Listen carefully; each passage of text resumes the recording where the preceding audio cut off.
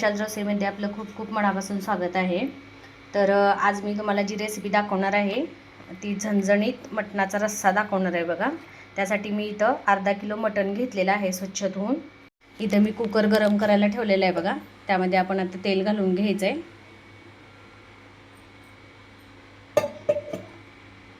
तर इथं मी एक मोठा कांदा आणि एक मोठा टोमॅटो त्याची प्युरी करून घेतलेली आहे बघा। तेल गरम झालेलं आहे, त्यामध्ये आपण ही प्युरी भाजून घ्यायची कांदा टोमॅटोची। मस्त अशी तेल सुटेपर्यंत आपल्याला ही प्युरी भाजून घ्यायची आहे बघा। पूर्णपणे हे कांद्याचं पाणी आटलं पाहिजे आणि एकदम असं गोळी झाली पाहिजे त्याची तयार।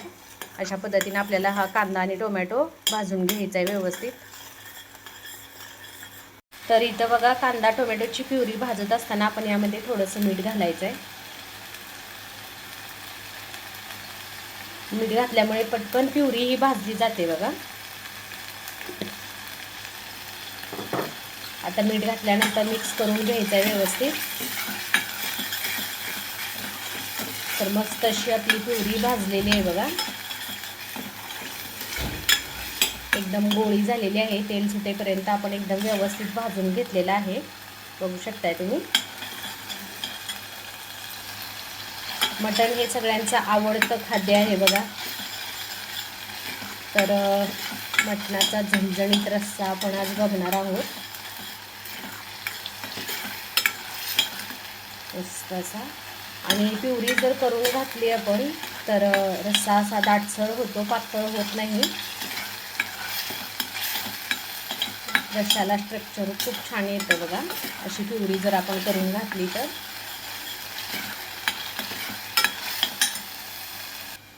तर इथं आपली प्युरी भाजून झालेली आहे बघा। आता आपण यामध्ये हळदपूड घालायचे।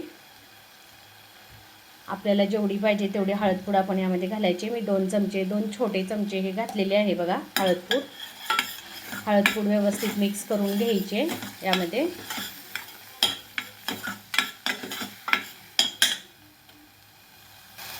तर गॅसची फ्लेम मीडियम ठेवायचे। हळदपूड घातल्यानंतर आपण हे जे मटण धुवून ठेवलं होतं ते मटण आपण त्यामध्ये घालणार आहे बघा। मटण जे स्वच्छ धुवून आपण घेतलेलं आहे ते पण यामध्ये घालायचे।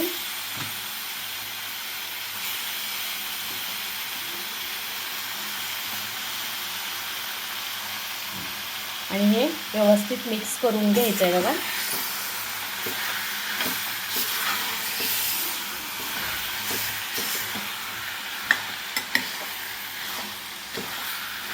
बघू शकता तुम्ही असं एकदम हे हळदपूड मीठ आणि ही पूर्ण ग्रेव्ही जी आहे कांदा टोमॅटोची पूर्णपणे या मटणाला लागली पाहिजे। तर अशा पद्धतीने आपण हे सगळं मिक्स करून घ्यायचं आहे। आता हे मिक्स करून घेतल्यानंतर यामध्ये आपल्याला थोडंसं पाणी घालायचं आहे आणि आपल्याला याच्या कुकरच्या 2 ते 3 शिट्ट्या करून घ्यायचे, म्हणजे आपलं मटण व्यवस्थित शिजतंय बघा। तर इथं बघा मी पाणी थोडंसंच घातलेलं आहे। जास्त पाणी घातले की त्याची चव अजिबात लागत नाही बघा, चव बिघडते। त्यासाठी जेवढं मटण आहे तेवढंच पाणी आपल्याला वरती थोडंसं घालायचं आहे। आता आपण कुकरला झाकण लावून घ्यायचं आहे आणि आपण 3 शिट्ट्या करून घ्यायचे त्याच्या, म्हणजे व्यवस्थित आपलं मटण शिजतंय बघा। आता आपण बघूया आपलं मटण शिजले का। कुकर आपला थंड झालेला आहे बघा। 3 शिट्ट्या घेतलेल्या होत्या मी, तर बघू शकताय तुम्ही। आपण बघूया मटण शिजले का। तर हे बघा मस्त असं आपलं मटण हे शिजलेलं आहे। तर आता आपण मसाल्याची तयारी करून घेऊया बघा। तर सगळ्यात पहिल्यांदा मी इथं खोबऱ्याचे काप भाजून घेतलेले आहेत बघा। तर इथं मी खोबरं भाजून घेतलेलं आहे। मिक्सरच्या भांड्यामध्ये सगळ्यात पहिल्यांदा आपल्याला हे खोबरं घालून घ्यायचं आहे मसाला करण्यासाठी। त्यानंतर यामध्ये मी 1 चमचा जिरे घालणार आहे बघा, 1 चमचा तीळ। त्यानंतर यामध्ये मी जायपत्री टाकणार आहे बघा थोडीशी, यामुळे स्मेल खूप छान येते रश्श्याला। 3 ते 4 लवंग आणि 2 हिरवे वेलदोडे घेतलेले आहेत बघा। तर लसूण पाकळ्या घेतलेल्या आहेत मी 8 ते 10. आलं घालणार आहे बघा, इथं मी 1 इंच ठेचून घेतलेलं आहे. आणि कोथिंबीर स्वच्छ धुवून घेतलेली आहे. आता हा मसाला आपल्याला मिक्सरला फिरवून घ्यायचा आहे. तर इथं बघा आपला मसाला तयार झालेला आहे मस्त असा. तर इथं मी गॅसवरती रस्सा करण्यासाठी पातेलं ठेवलेलं आहे. त्यामध्ये तेल पण टाकलेलं आहे बघा. तेल आपलं गरम झालेलं आहे. आता आपण त्यामध्ये हा मसाला घालायचा आहे सगळ्यात पहिल्यांदा.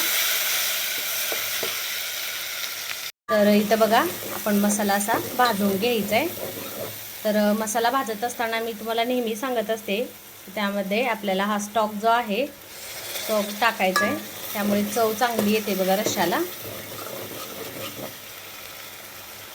आपण जो मटण शिजवलेला स्टॉक असतो तो त्यामध्ये जर घालून आपण मसाला भाजला तर रश्श्याला खूप छान टेस्ट येते बघा. झणझणीत आपण रस्सा बघणार आहोत आज मटणाचा. तर हे बघा आपला मसाला चांगला भाजलेला आहे. मस्त अशी मसाल्याची गोळी झालेली आहे बघा. हे बघा पूर्णपणे पाणी सोडलेलं आहे मसाल्याने आणि आपला मसाला हा भाजलेला आहे. आता आपण यामध्ये घरगुती लाल तिखट घालायचं आहे. तर मी घरगुती लाल तिखट यामध्ये 2 चमचे घालणार आहे. तुम्ही तुमच्या चवीनुसार घालू शकता. तुम्हाला जर जास्त तिखट आवडत असेल तर तुम्ही जास्त पण वापरू शकता. कमी तिखट आवडत असेल तर कमी पण वापरू शकता. तर मी इथं 2 चमचे लाल तिखट घातलेलं आहे बघा. तर इथं असं लाल तिखट घातल्यानंतर भाजून घ्यायचं आहे बघा मस्त असा मसाला. यानंतर पण आपल्याला हा जो स्टॉक आहे मटणाचा तो त्यामध्ये घालायचा आहे आणि आपल्याला हे लाल तिखट घातल्यानंतर मसाला भाजून घ्यायचा आहे व्यवस्थित.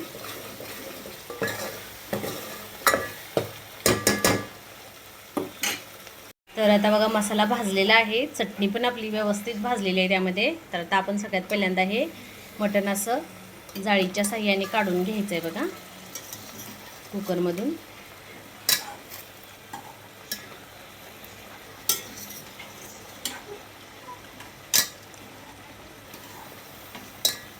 आणि हे मटण आपण मिक्स करून घ्यायचं आहे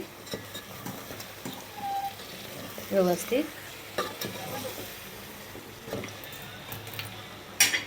आता जो आपण हा स्टॉक केलेला आहे मटणाचा, जो कुकरमध्ये आपला स्टॉक शिल्लक राहिलेला आहे तो आपण त्यामध्ये ओतायचा आहे बघा. आता बघा आपल्याला जेवढा रस्सा पाहिजे तेवढा आपण वरून पाणी घालायचं आहे.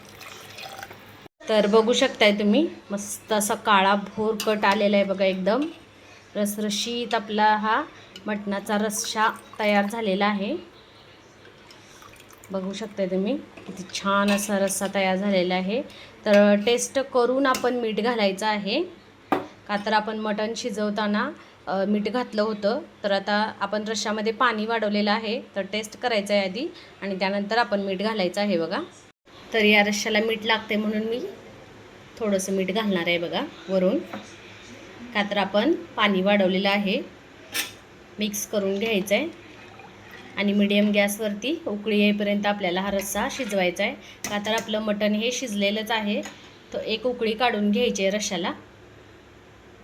तर इथं बघा रश्श्याला उकळी आलेली आहे. कसा मस्त असा कट्टबाज रस्सा झालेला आहे बघा. असा काळा भोर रस्सा झालेला आहे. बघताय तुम्ही कसा मस्तपैकी आपला काळा रस्सा झालेला आहे. एकदम असा रसरशीत रस्सा तयार झालेला आहे बघा. तर आपला तयार झालेला आहे हा मटणाचा रस्सा. आता आपण गॅस बंद करायचा आहे. तर बघू शकताय तुम्ही मस्तपैकी आपली बाजरीची भाकरी, लिंबू, कांदा, मसाले भात आणि असा कट्टबाज असा रस्सा आहे मटणाचा हा. किती छान दिसतोय बघा. टेस्टला पण तेवढा सुंदर झालेला आहे. तर तुम्ही पण या पद्धतीनं मटणाचा हा रस्सा करून बघा. अगदी तर्रीदार रस्सा झालेला आहे. खूप छान झालेला आहे. तुम्ही पण या पद्धतीनं करून बघा आणि माझ्या व्हिडिओला लाईक, शेअर, कमेंट्स करा. तर तुम्हाला माझी रेसिपी आवडली असेल तर माझ्या व्हिडिओला लाईक करा, शेअर करा आणि कमेंट्स करा आणि माझ्या यूट्यूब चॅनेलला सबस्क्राईब करा. सोबतच बेल आयकॉनवरती प्रेस करा म्हणजे माझ्या नवनवीन रेसिपीज आणि नवनवीन व्हिडिओज तुम्हाला पाहायला मिळतील. थँक्यू.